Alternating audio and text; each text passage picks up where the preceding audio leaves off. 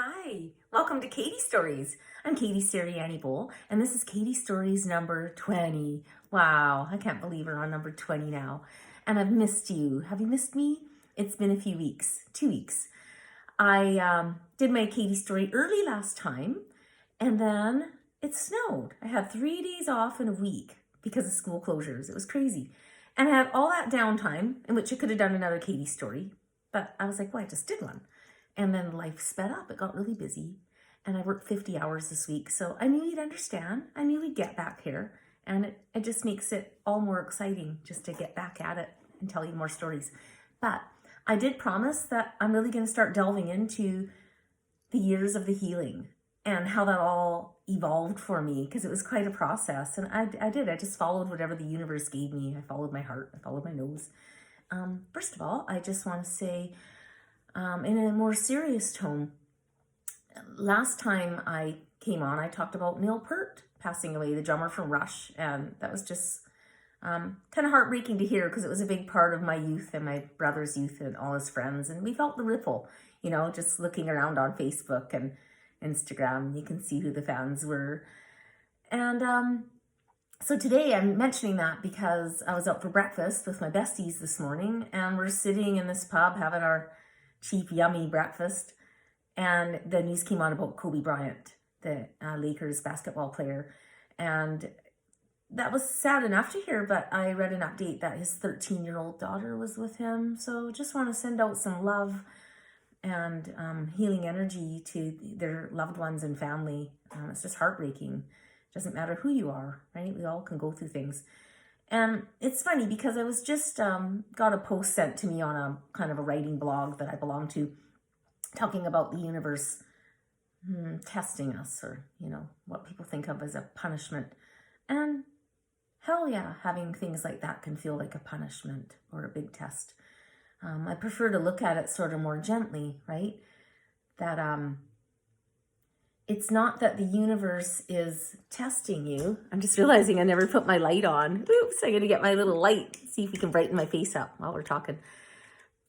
I like to think of the universe as not really testing us because it loves us, right? It's like a parent.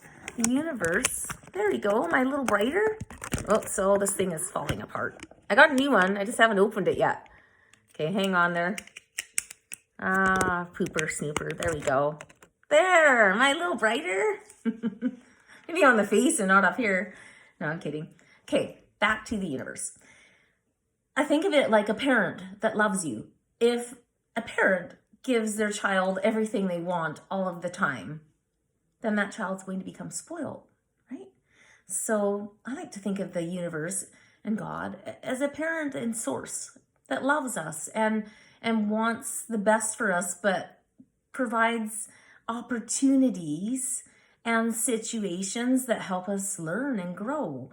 So I don't think it's necessarily always, a lesson, because it sounds so karmic, unless you've done something to bring pain physically or emotionally to another person or animal or the earth. You may feel that back. Absolutely, it's going to come back. But just as you're going about your life and figuring things out, I think as you're awakening and evolving and getting better, that the universe is going to throw you things. For example, if I'm working with empowerment, you're going to get lessons coming your way where you're going to be criticized or, have things thrown at you that is going to test your own self-esteem and self-worth if you're going to help others. It makes sense, right? And it's, if you look at balance, that happens in all kinds of other situations too. So, hey, I just want to give a little shout out to my daughter, Talia. I miss you, and I'm wearing the purple Marc Jacobs eyeliner you got me for Christmas. It's really beautiful. Thank you. It's very thin, so I just worked with it and had some fun. Can you see that? Yeah. Yay, purple's kind of fun. I got to bust loose and try some different colors. And so I think it's time to move on to the story. So last week, I sort of talked about with the birth of Talia, our daughter, things started to shift for me. Although it was an exciting new chapter in my life, the stress of being a new mother triggered my eating disorder. Bulimia came roaring back as I tried to cope with my years of stuffed down shame and lack of self-acceptance. This was the start of 14 years spent peeling my onion. I joined an 8-week group therapy session for women with eating disorders.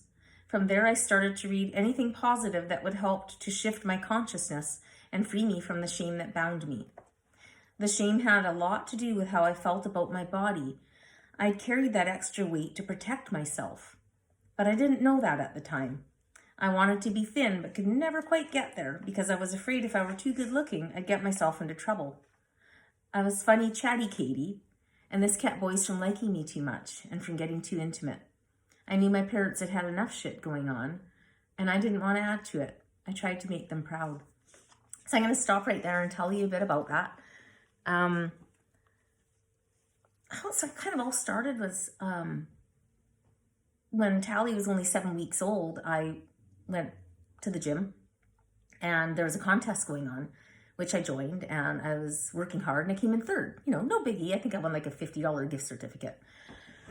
And from there, I was, very close to a weight that I was working towards, a goal.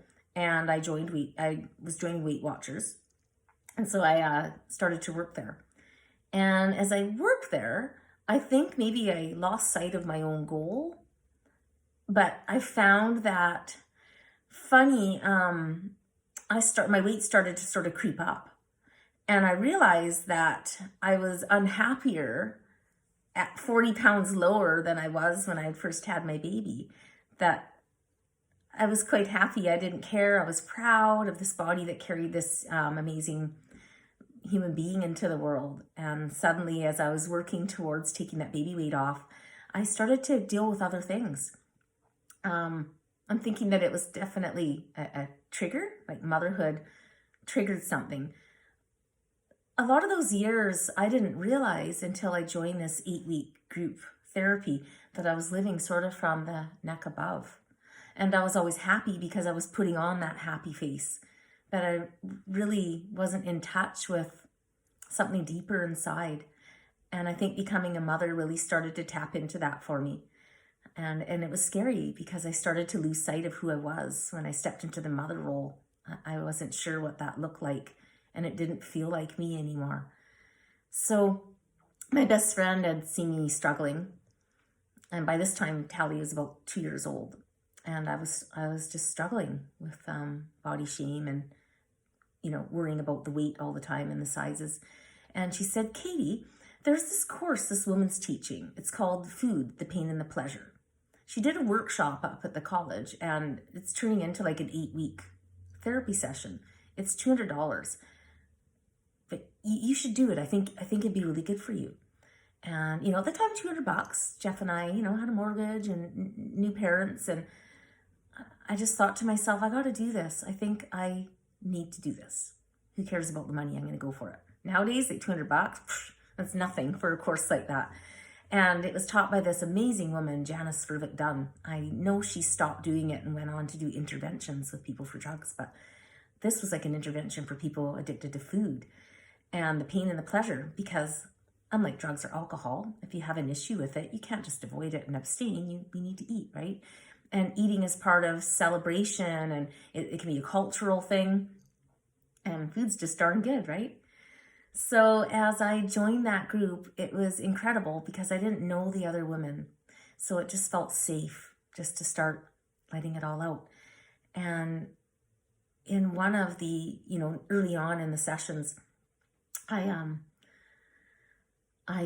took a deep breath and told this group leader that I was hiding bulimia, that I thought I had it under control in 1997 when I'd gone on, I think I talked about this in one of my earlier Katie stories, so I don't want to bore you and repeat it all, but in 97, I, for a while, had been on stress leave for taking on a huge amount of work that was too much for a human.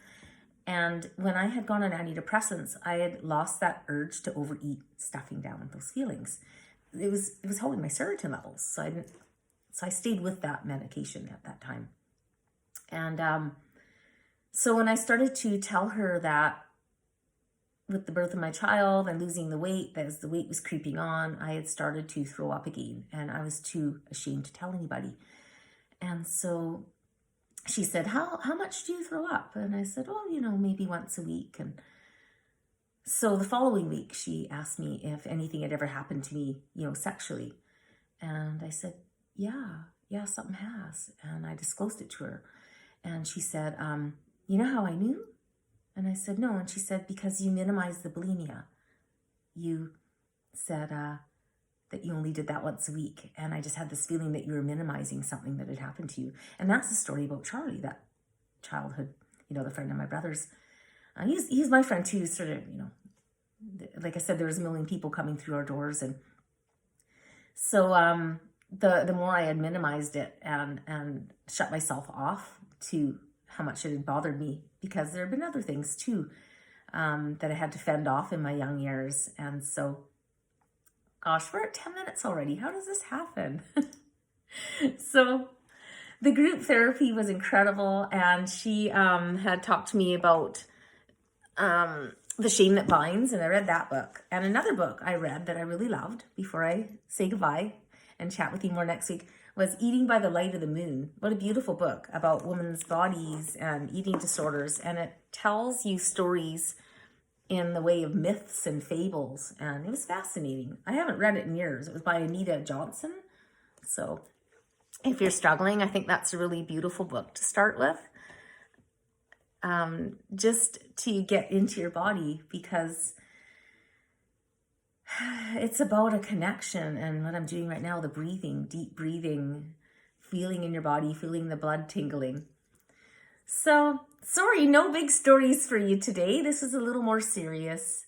And next week, I'm going to continue and delve into that more and talk, get more into the books that I read and Oprah, Oprah magazine. And of course, I'd be watching her all the time, Martha Beck. Parenting at the time, is by the time my daughter was going on 3, Barbara Coloroso, Kids Are Worth It. Fascinating book about letting your child be them, about us not controlling that and giving them space to be them. I'm so grateful because that book led me into becoming an education assistant and then working in foster care. And in the meantime, I have other little projects that I do too. So next time you watch my story next week or the week after, I could be a redhead. And I can't tell you about it. It's kind of under wraps. So stay tuned if you want to see if the hair goes red, then I'll tell you why. Okay, I can't talk about it right now. So have a great week, everybody. Thank you for watching. And we'll see you next week. Thanks again. Please subscribe to my YouTube channel. Thank you, thank you, thank you.